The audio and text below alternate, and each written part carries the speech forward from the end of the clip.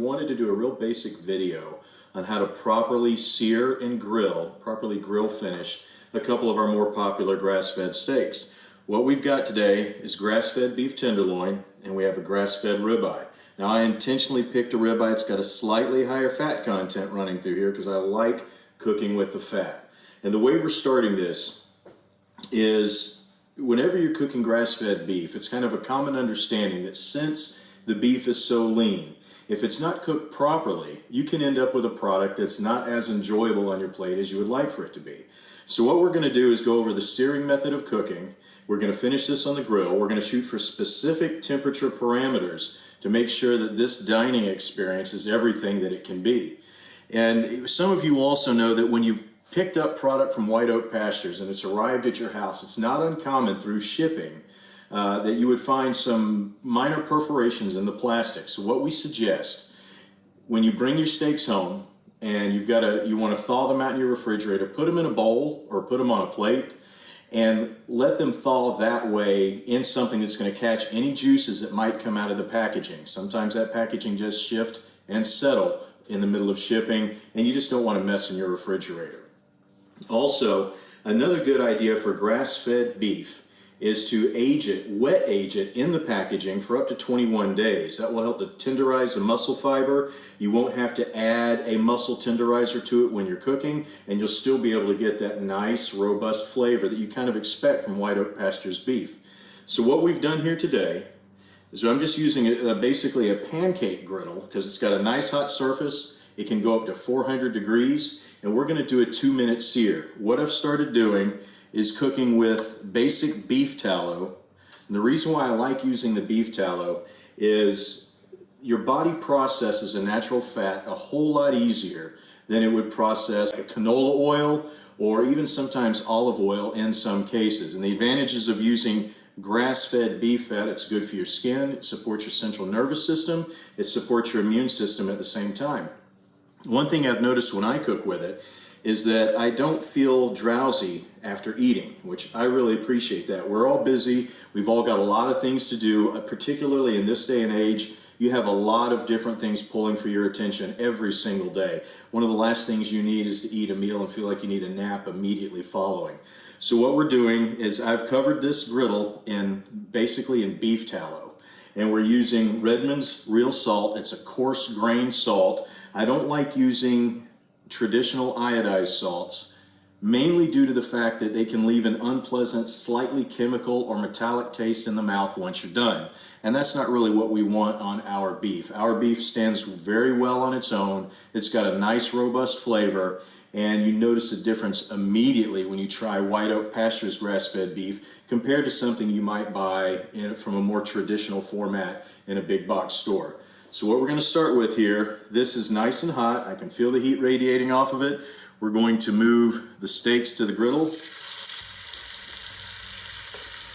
And you want to get a total of 2 minutes on this sear. So on the ribeye, just let it sit for a minute. At least 60 seconds on one side. And what you ought to notice on a good sear is that 1/8 of an inch into the meat, it's going to turn a dark brown.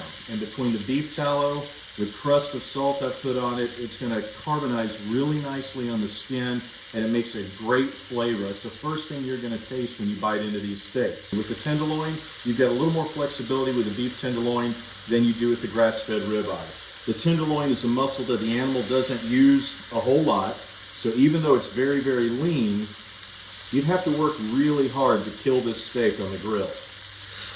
With the tenderloin, what I like to do is I like to gently roll it through the pan to get that sear all the way around.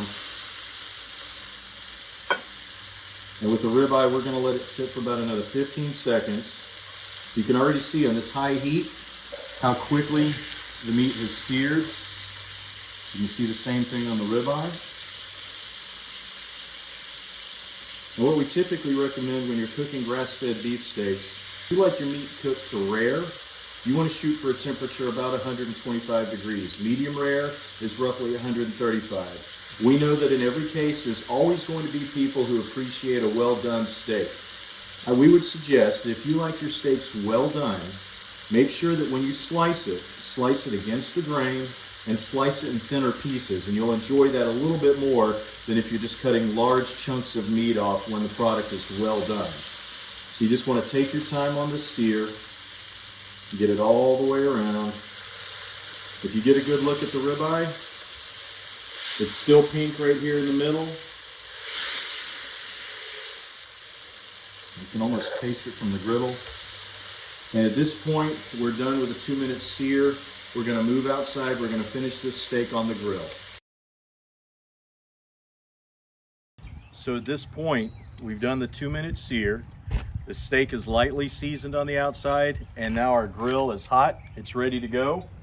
Let the steaks rest on the grill for just a few minutes, long enough to get grill marks on both sides. And we're going to flip them one time.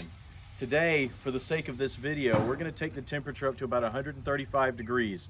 Like I said, if you start taking it to 140 to 145, that's going to be more in the medium temperature range. Once you get higher than that, the steak is losing quite a bit of moisture at that point.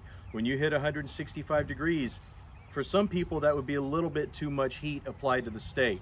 So we would suggest in general, you'd have a more enjoyable dining experience if the steak is cooked at a slightly lower temperature, but even medium with these steaks is fantastic. These are great steaks with a tremendous flavor.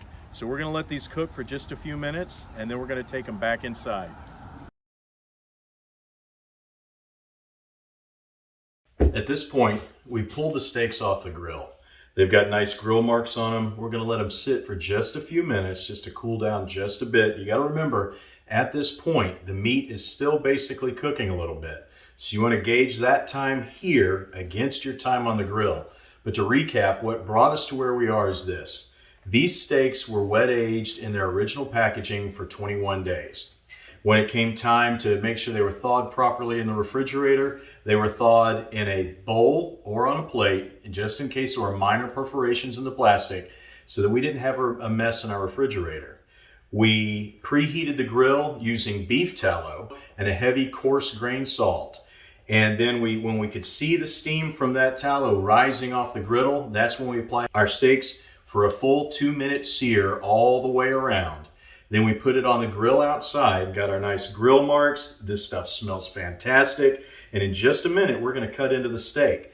Now, I want to remind everybody the importance of a proper temperature measurement when it comes to grass-fed beef steaks. You can go as low as 125 degrees. That's going to be rare. And that's where you take your thermometer, test the thickest part of the meat. And when it hits 125 at a pretty steady clip, you're in rare territory. By the time you hit 140 to 145 degrees, you're in medium territory. By the time you hit 165 degrees, you're looking at well done. And you'll notice throughout all of these different degree changes that the elasticity of the meat is going to change. Right now, it's fairly firm, but there's still a lot of give in the muscle fiber, which is what we're looking for this particular dining experience. We pulled these steaks off the grill between 135 degrees and 140 degrees. And in just a moment, I think we're gonna cut inside of here. We're gonna get a good look at what the interior of the steak looks like. I think we're gonna have a fine dining experience.